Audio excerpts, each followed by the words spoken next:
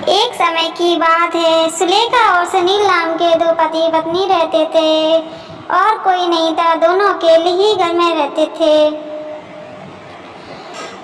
सुनील एक कंपनी में नौकरी करता था, उसी से उसका परिवार चलता था। अभी तक उसका कोई बच्चा नहीं था। उसका एक पहला बच्चा हो चुका था, लेकिन वो भी मरा हुआ।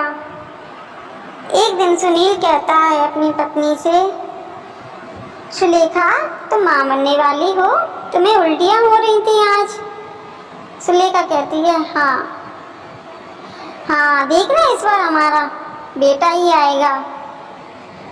बेटे हमारी कितनी मदद करते हैं, बेटियां तो बोझ होती हैं, बेटी नहीं आनी चाहिए, मुझे बेटा ही चाहिए।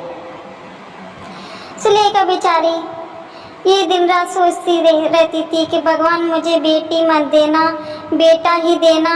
नहीं पिछली बार की तरह मेरी बेटी को, अगर मुझे बेटी हुई तो बेटी को ये किसी को दे देंगे या मार देंगे, इसलिए भगवान मुझे बेटा ही देना।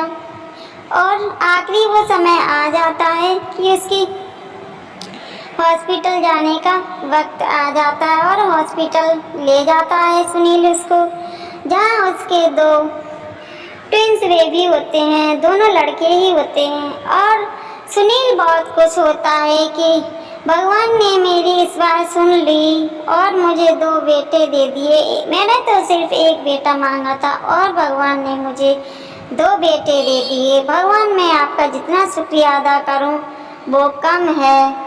और सुलेखा ये सारी बातें सुन रही थी और मन ही मन बहुत खुश भी हो रही थी और पहले बच्चे को भी याद कर रही थी। धीरे धीरे सुलेखा के दोनों बच्चे बड़े हो जाते हैं और अपनी मनमानी करते थे। सुनील उनकी सब मनमानी बर्दाश्त करता रहता था। सुलेखा समझाती कि इनकी आदत मत बिगाड़ो, आगे चल के ये कोई बात नहीं मानेंगे। आप इनकी हर मन की बात पूरी करते रहते हो, जो मांगते हैं वही देते हो। आप ऐसा मत करिए वरना अच्छा नहीं होगा। कुछ दिनों बाद ही सुलेखा की तबीयत खराब हो जाती है। दिन ब दिन वो बीमार पड़ती जाती है और उसके बेटे भी बड़े हो गए थे, वो देखते नहीं थे। सुलेखा की एक दिन मृत्यु हो जाती है और ऐसे ही दिन बीतते जाते हैं। सुनील के दोनों बेटे पढ़ लिख कर अपनी अपनी नौकरी ढूंढ लेते हैं, दोनों कंपनी में लग जाते हैं और बहुत ही अच्छी पोस्ट पे पहुंच जाते हैं। सुनील अपने दोनों बेटे की शादी कर देता है और शादी होते ही दोनों बेटों में झगड़ा शुरू हो जाता है, क्योंकि दोनों पत्नियां उनकी कान भरती रहती थी कि इतना खर्चा होता है। दोनों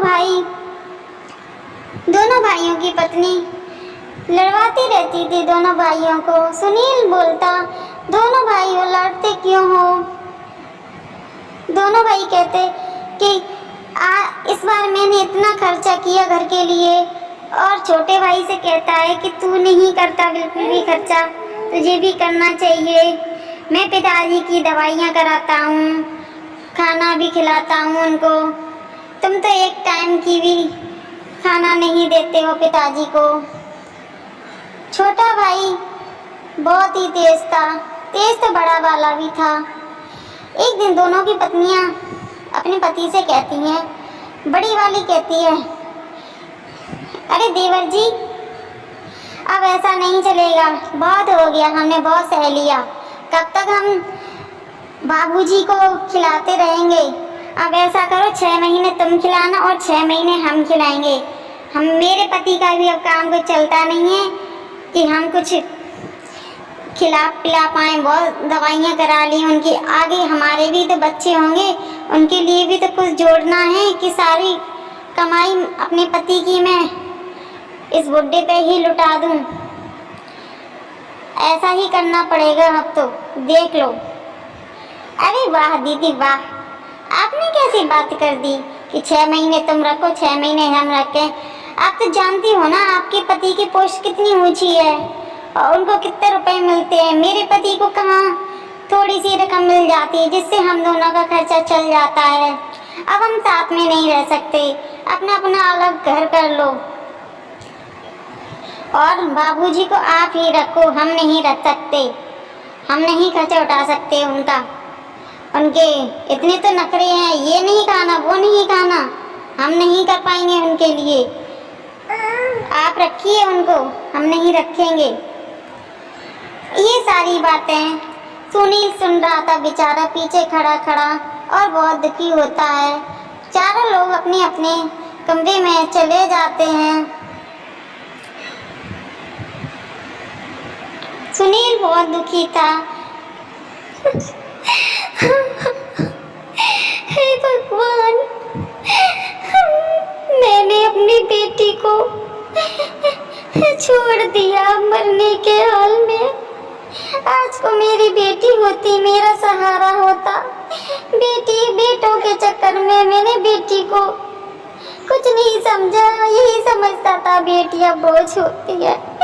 सुलेखा, तुम देख रही हो ना हमारे दोनों बेटे कैसे हो गए, अपनी बीवियों के चारों तरफ घूमते रहते हैं। मेरे तो कोई सुनने वाला नहीं है। इस बूढ़े आदमी को भगवान अब तो उठा ही ले तो अच्छा है। मैं कहाँ जाऊँ, इस उम्र में मुझसे कोई काम तो होता नहीं है। तभी उसे एक याद आता है कि एक वृद्धाश्रम है, वहाँ चला जाता हूँ मैं, कुछ ना कुछ तो मदद मिलती ही रहा करेगी मुझे। सुनील वृद्धाश्रम चला जाता है और उसकी मुलाकात एक रामदीन नाम के व्यक्ति से होती है। रामदीन बहुत ही दुखी आदमी रहता था और वो एक दिन सुनील को समझाता है, अरे भाई क्यों दुखी होते हो, मेरे तो 4 बेटे हैं, फिर भी किसी ने नहीं रखा मुझे। यहाँ देखो, मैं तो यहीं अपनी सारी खुशी ढूंढ लेता हूँ, मुझे और कुछ नहीं चाहिए, बस इसी तरह तुम भी खुश रहो। यहाँ हमारे सब भाई बंधु हैं, हमें किसी बात की चिंता नहीं रहेगी, खाना पीना हमें टाइम से मिल जाता है। आए दिन यहाँ पे लोग भी आते रहते हैं, बड़े बड़े लोग, और वो देखो यहाँ आश्रम के मालिक हैं और वो उनकी बेटी है, बहुत ही अच्छे मालिक हैं। ये सबको अपना परिवार समझते हैं, कभी किसी चीज़ की कमी नहीं होने देते हैं। अरे क्या हुआ, ये जो अभी आए हैं सुनील भाई साहब, ये बहुत दुखी रहते हैं, क्या बात है आप बताइए मुझे। मैं बहुत दुखी देखता हूँ, जब भी यहाँ से निकलता हूँ इनको रोते हुए और यूं ही आप खुद से आपस में बात करते हुए ही देखता हूँ। क्या बात है, यहाँ आपकी तरह बहुत से लोग हैं, हजारों लोग हैं और मैं सबको अपना परिवार की तरह समझता हूँ। ये मेरी बेटी है सुनैना, ये बहुत ही अच्छी है, ये भी अपने परिवार की तरह सबको समझती है। हम किसी को किसी चीज़ की कमी नहीं होने देते हैं। अगर आपको कोई परेशानी है तो हमसे बेझिझक कह सकता है। यहाँ देखिए आप आसपास कितने लोग घूम रहे हैं और किसी से भी जाकर पूछ लीजिएगा कि किसी को कोई दुख नहीं है। और तभी सुनील कहता है, मैं तो अपने भाग्य को लेकर रोता रहता हूँ। मेरे 2 बेटे हैं, मैंने उनको कितनी मेहनत से पढ़ाया लिखाया और उनको अच्छी अच्छी नौकरी दिलवा दी, फिर भी उन्होंने मुझे कुछ नहीं समझा। वो अपनी पत्नियों की आगे मुझे बिल्कुल नहीं देखते और मुझे लेकर झगड़ा करते रहते थे, इसलिए मैं वहाँ से चला आया। और क्या करता आप ही बताइए। अरे साहब जी, आपकी बेटी तो बहुत ही समझदार है, कितनी प्यारी प्यारी बातें करती है, आपने बहुत अच्छे संस्कार दिए हैं इसको।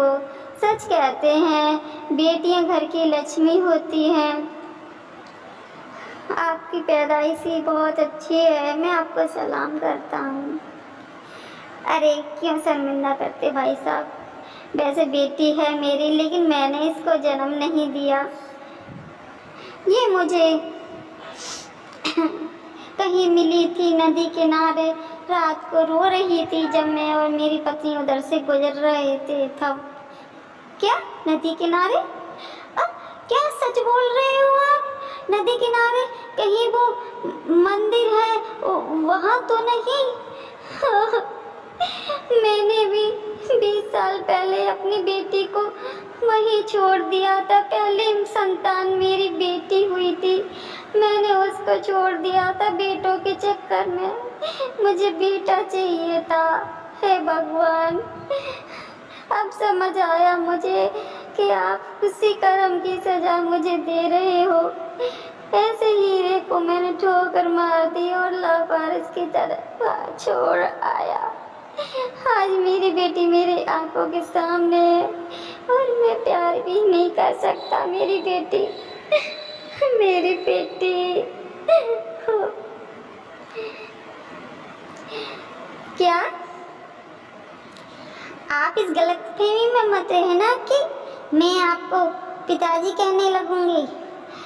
ये मेरे पिताजी हैं, इन्होंने मुझे जन्म नहीं दिया लेकिन सारे फर्ज निभाए हैं। ये मुझे अपनी बेटी से भी ज़्यादा प्यार करते हैं, शायद आप भी नहीं कर सकते।